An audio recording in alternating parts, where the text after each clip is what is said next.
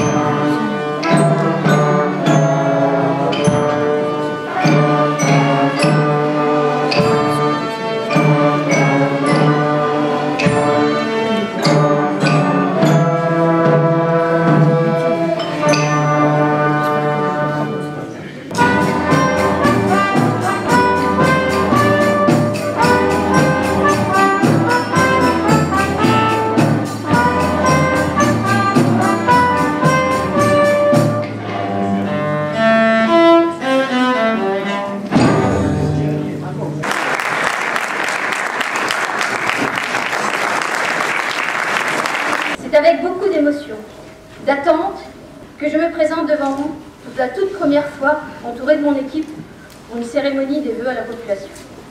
Je veux tout d'abord vous présenter mes meilleurs vœux pour cette nouvelle année 2023, ainsi qu'à vos familles et bien sûr à tous vos proches.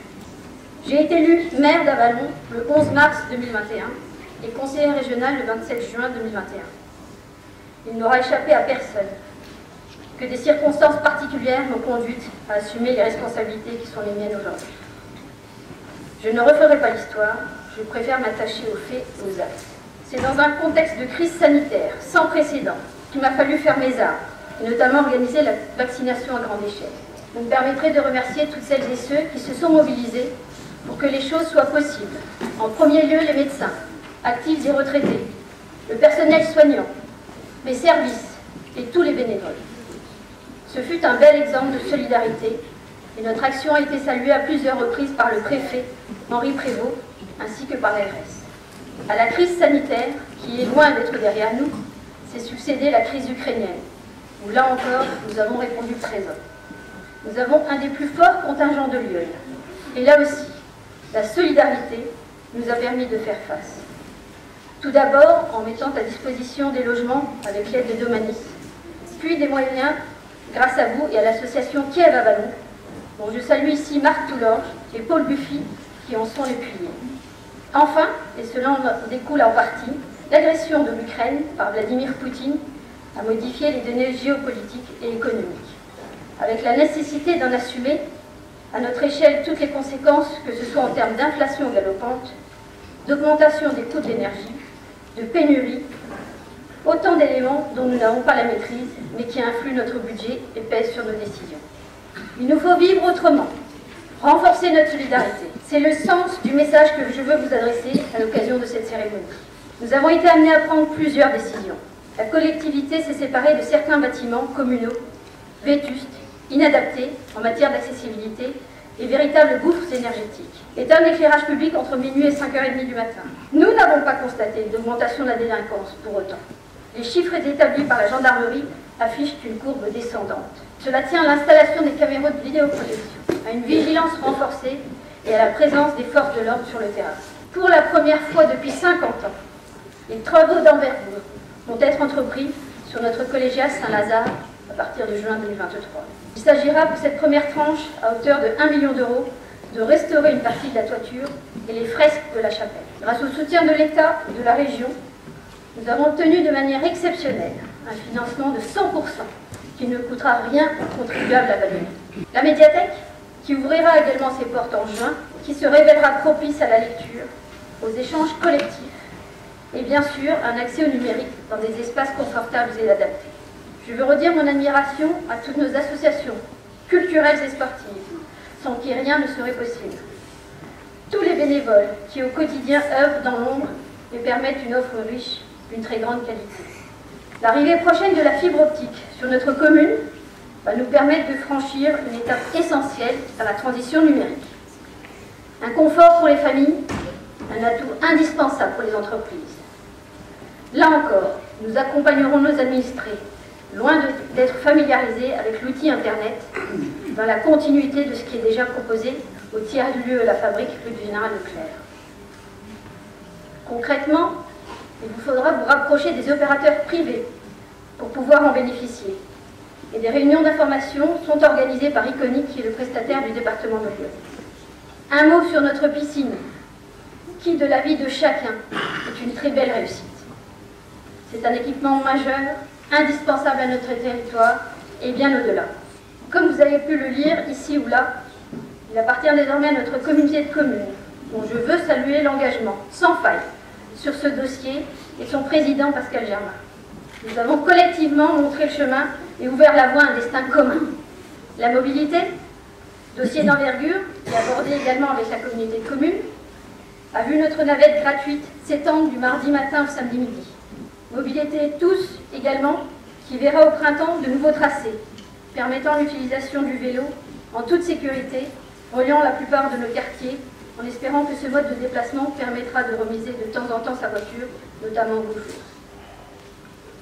Je n'ignore pas les difficultés de nos territoires ruraux à se passer de la voiture. Il serait absurde d'en faire un objectif.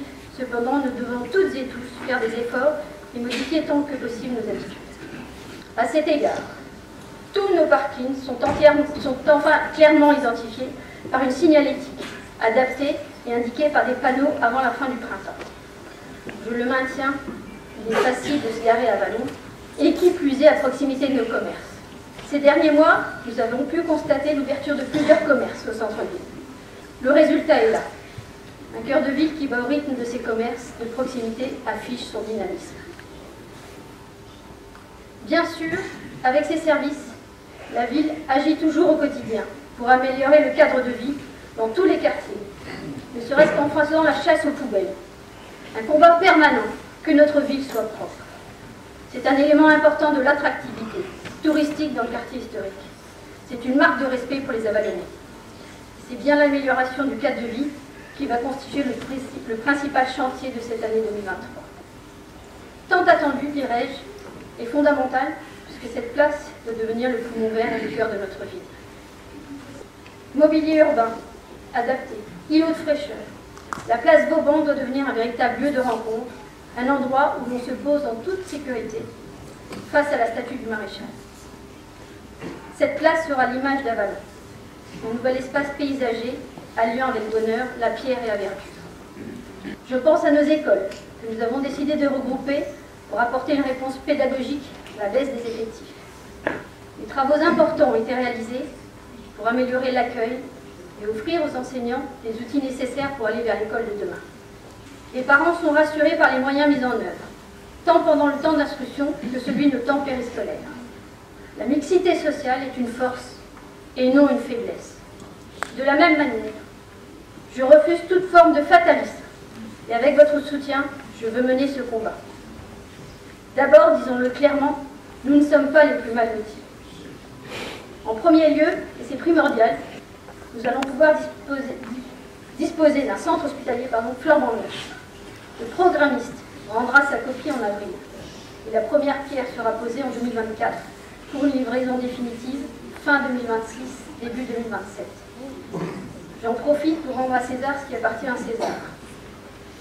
Jean Mariani s'est toujours battu pour qu'Avalon obtienne un scanner, puis une IRM. Et c'est Jean-Yves Collet et Mathieu Villecourt qui ont eu cette vision et la volonté du chemin de voir ce projet essentiel sortir de terre. Je veux aujourd'hui devant vous les remercier chaleureusement. Car cet équipement est la pierre angulaire, indispensable à notre politique de santé. C'est l'équipement majeur sur lequel tous les professionnels de santé peuvent s'adosser. Les professionnels de santé à qui je veux, en notre nom, à tous, rendre hommage. Ils font preuve d'abnégation, de dévouement au quotidien et ont choisi notre territoire. Car c'est bien là le nœud du problème. Il n'est plus acceptable d'entendre parler de déserts médicaux.